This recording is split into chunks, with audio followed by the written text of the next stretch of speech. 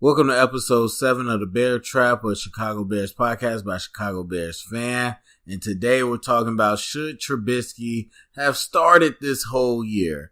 So, we all know, if you're a Chicago Bears fan, of course, Trubisky was drafted number 2 overall. And immediately when you have a high draft pick in this day and age, people want to start the speculation. When are they going to start? Now, if it's a quarterback, we're talking about even more speculation. When is this guy going to start? And so for that, I have to say that when Trubisky was drafted, I agree with the original idea that he needs to sit. But everybody says it's a ticking time bomb because fans get impatient. Everybody's on Twitter and Facebook talking, and owners get impatient. GM gets impatient, and they want to throw the person in. Okay. Now, the question was, is there any downside to putting in a rookie too early? And there was a lot of debate nationally and everywhere else about that question. And if you ask me, the answer is 100% yes, there is downside to putting somebody in too early. Now, because there's no data behind it, people want to sit here and tell you that you can't prove that. But as a coach that has coached football and knows players and knows the game, I can tell you 100%, yes, there's a downside. Confidence is key. Not in life, not just in life, but also in sports. And I don't care what anyone tells you. If a player isn't confident, they're not going to perform well. The mental mindset and the psychology of it is very important. And so when you're talking about putting in somebody before they're ready, what does that mean? We're talking about putting in somebody that either doesn't know the scheme or the, playbook, but we're also talking about somebody that doesn't have the supporting weapons around them for them to be successful, all number of things. And with a quarterback is all of the above, because a quarterback needs the O-line to block. They need the running backs to carry out their pass protections and produce a good running game. They need the receivers to run correct routes. They need the receivers to catch the ball. No matter how great your passing is, if the receivers can't catch the ball, it doesn't matter. So everything about the quarterback position is dependent on everybody else. And so putting a quarterback in too early consists of putting him out there with a team that doesn't have the talent to support him. Also putting him out there with an O-line that doesn't have the skill to protect him. All these different things. And so with that, I 100% agreed. Okay, let's see what Glennon has. And even our O-line came into this year very highly thought of. I'm like, let's see what Glennon has in a run first, defense first type of team, and let him mentor Trubisky on the smaller, finer points of being a professional quarterback, and let Trubisky learn how you take in a game plan and how you practice week to week and all those different things that you don't get on the college level because it's a different game.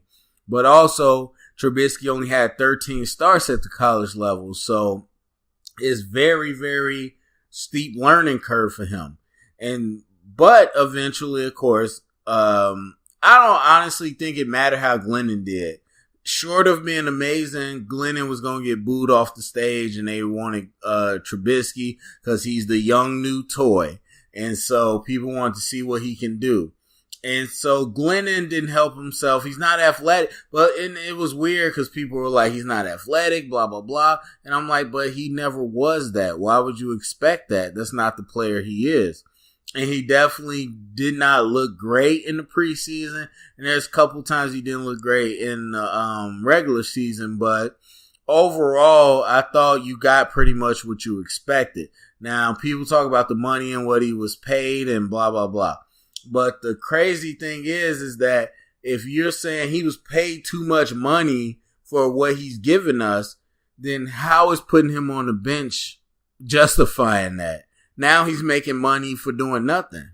And so that was the weird part. But anyway, Trubisky comes in. And here's the main two sides.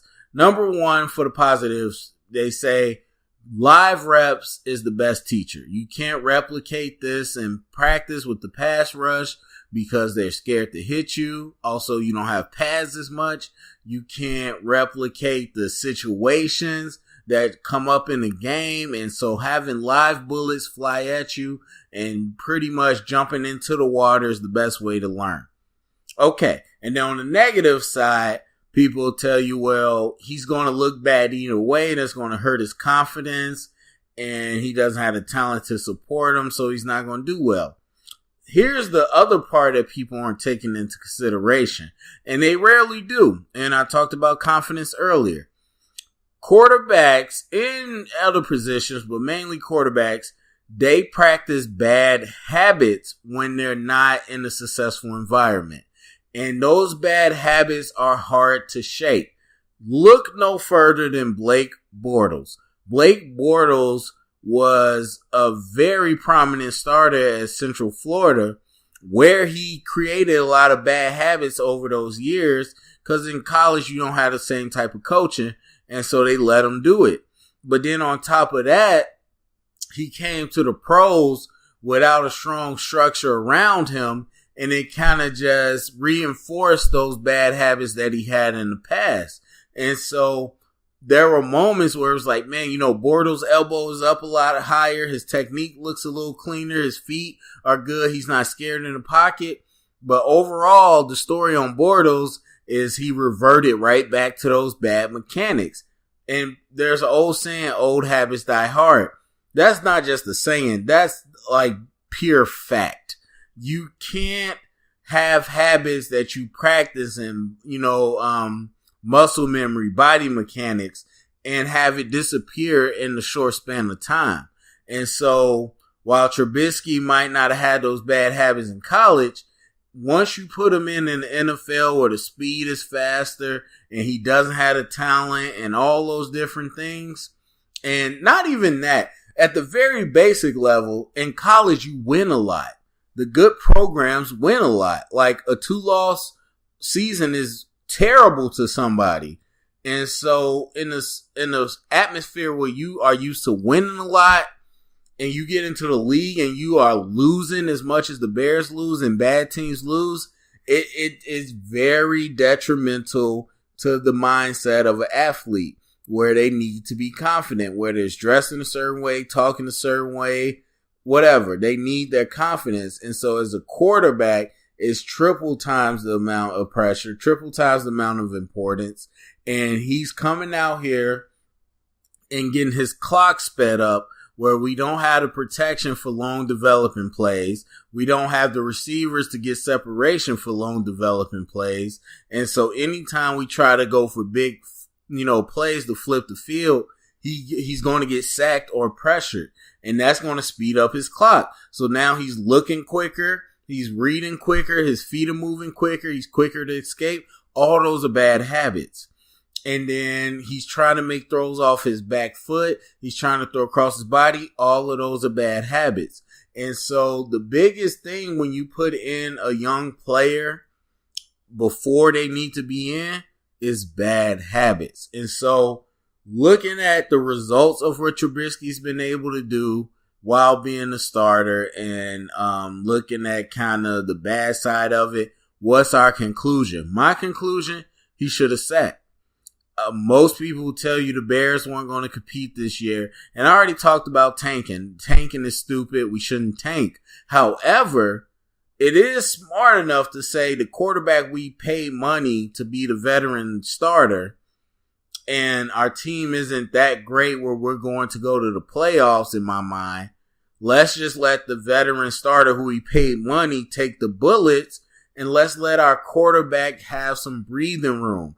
Not only just the football part, but the social part. Let's take the pressure off of him. Let's let him learn the playbook. Let's learn who he is and what plays work best for him. Let's see how he goes into meetings. Let's see how he works with the players, all that. Now, if Glennon got hurt, 100% put Trubisky in. But for me, going into this year, it was never let Trubisky see the field if he didn't have to. And so not only as, the football part, the fan part, where all the fans are questioning the general manager and all the fans are speculating every single move because you now got Trubisky, who you spent a high round pick on. It just creates unnecessary stress for everybody. And so Trubisky being in, we've been competitive on defense. We've been competitive in games, but our offense has been historically stagnant for the Bears and the NFL, historically stagnant. And so how does that help his psyche when he sees the numbers? Because they see it, they read it, they know. How does it help him when he sees this is one of the worst offenses, when he sees they can't score points, when he sees, that he isn't doing well? There's so many things. And, I'm watching the Bears game right now against the Lions. Actually, it just finished. So I'm not, I'll admit that. And it's not really hindsight talk. It's before I even watched this game. This is what I would have said. It's not good for his confidence. And our receivers aren't great, but, our top dog is injured. We got a lot of injuries around us. But at the same time, our roster talent is not at a point to support Trubisky. So putting him in is just having him really get to a point where he's going to think this is how it always is. Just like Blake Bortles, even if your protection get better, even if the receivers get better, he's just used to speeding things up and pressing too much. And those are bad habits that are going to be terribly hard to shake. It's going to take a really amazing coach to break those habits going forward. So, Trubisky's our starter for the rest of the year. It's almost over. And it's only 1 year, so I'm not saying he's doomed. But I am saying, young players, and not just rookies. There was a time when players waited 2, 3, 4 years before they ever got to see the field. And we're in the instant gratification age where we want rookies now to produce. Oh my God. And people don't remember that it takes time to develop in football. And so I'm not just saying 1 year he's done. I'm saying that if we can change the course next year, it'll be better off for him. But this year, I think it was a mistake to have him in. So anyway, go to the comment section. Let me know what you think. Should Trubisky have Trubisky started this year? Thumbs up, subscribe, share it around with your friends, and thank you for listening.